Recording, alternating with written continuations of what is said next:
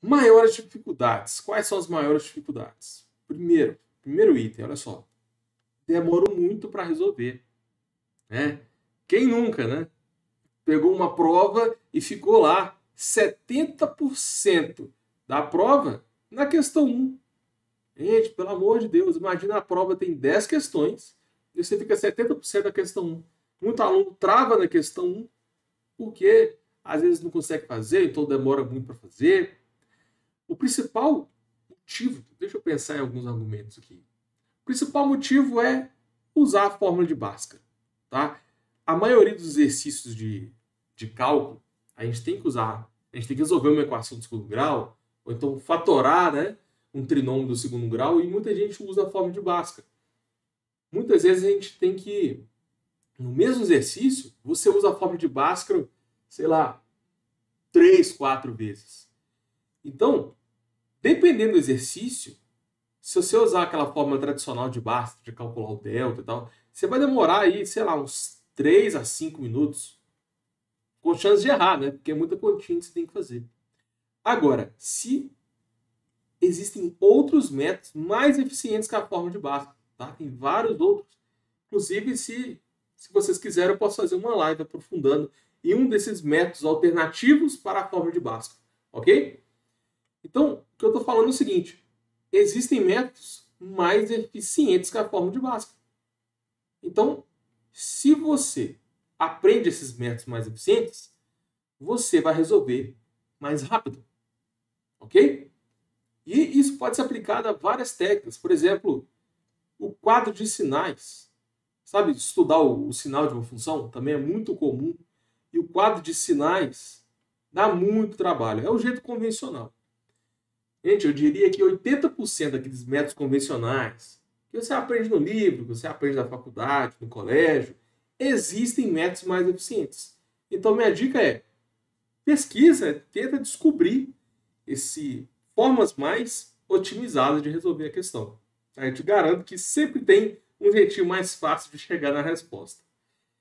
Beleza. E a principal maneira para você identificar formas mais eficientes de resolver é com padrões.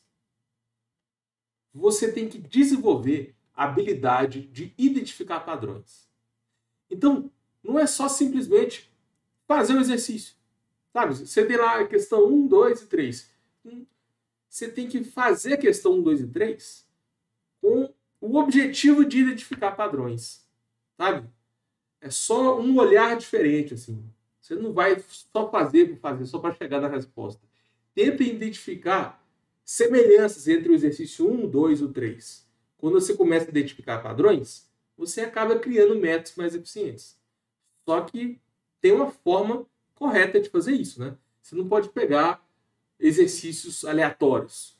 A ideia é você pegar exercícios repetitivos para você começar a identificar padrões. Enfim, tem várias técnicas que você pode fazer para acelerar o seu estudo, né? Acelerar a forma que você resolve a questão.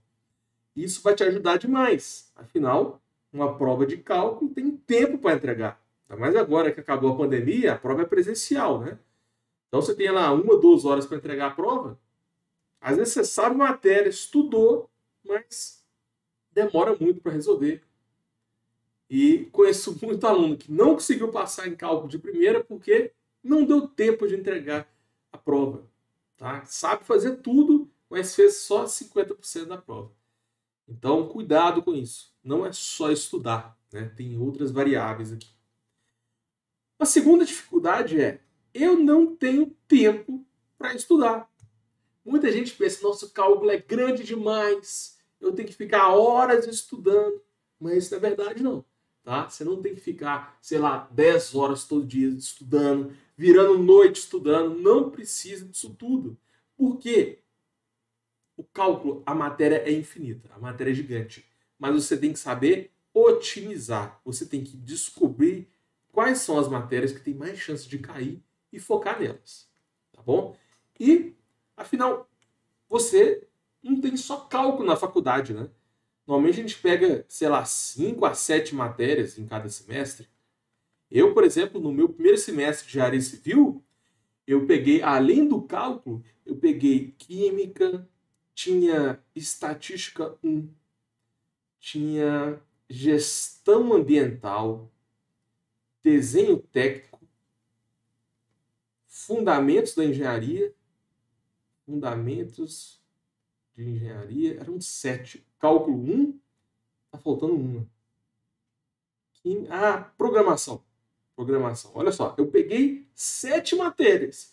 Se você fica focando só no cálculo 1, você toma pau no resto. Não adianta nada. Então, muito cuidado. E muita gente também trabalha, né? Tem outro trabalho, então faz estágio. O que eu estou querendo dizer é o seguinte: não ter tempo para estudar é uma dificuldade comum, tá? O ideal é você tentar otimizar o seu estudo. Como? Treinando a habilidade de identificar padrões, tentando usar técnicas mais eficientes, usando a técnica de repetição, né, para você aprender mais rápido. Tem várias formas de fazer isso. E muito cuidado com essa palavra aqui, ó. Eu não tenho tempo, porque todo mundo tem as mesmas 24 horas, né? Então, você não tem tempo para estudar, mas você tem tempo para comer uma pizza, né, assistir um filme no Netflix. Normalmente, quando o aluno fala que não tem tempo, eu traduzo assim na minha cabeça como, ó, a minha prioridade não é estudar. A minha prioridade não é passar em cálculo de primeira. Entendeu? Fica só enrolando e deixa para estudar na véspera da prova. Normalmente é assim. Então, para você passar em cálculo de primeira, fica essas 3 dicas, tá? Otimizar os estudos, treinar a habilidade de identificar padrões e procurar. Ou você descobre, ou então você pesquisa formas mais eficientes de resolver. Aquelas formas convencionais, por exemplo, integração por partes, estudar o sinal de uma função pelo quadro de sinais, forma de Bhaskara. Tem formas assim, que você resolve quase de cabeça. É quase imediato. Então, sempre tem um jeitinho mais fácil de fazer. É só você dar uma pesquisada. Fechou?